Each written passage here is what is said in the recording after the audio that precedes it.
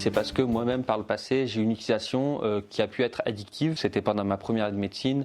Je me couchais très tard, je m'isolais de mon entourage.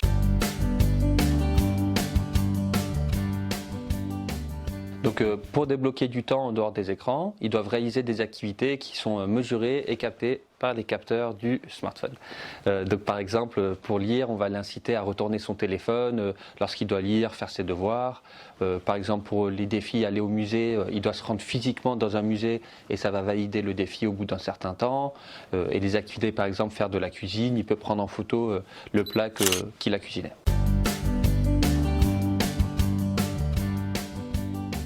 Je m'appelle Mathilde Riant, je suis docteure en sciences de l'éducation. Le problème principal qui est rencontré au sein de cette famille, c'est les conflits que peut générer justement l'utilisation des écrans de manière intensive, pas forcément justement par les jeunes.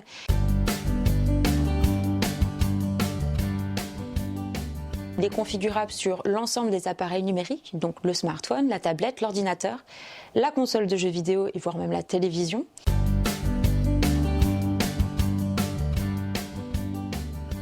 Alors bonjour, moi je suis Christine Canard, docteure en psychologie de l'enfant et de l'adolescent. Alors ce qui est très important aussi par rapport à cette solution d'éducation thérapeutique, finalement, c'est apprendre à ne pas oublier la vie quotidienne. Donc, et notamment des enseignants qui nous disent retrouver des élèves qui reprennent le goût de la lecture, le goût du dessin.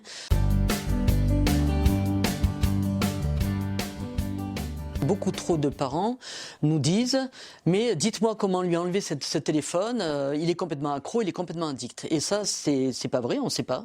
Parfois, on peut avoir un usage intensif sans que ça soit problématique. Parfois, on peut avoir un usage moins intensif et c'est très problématique.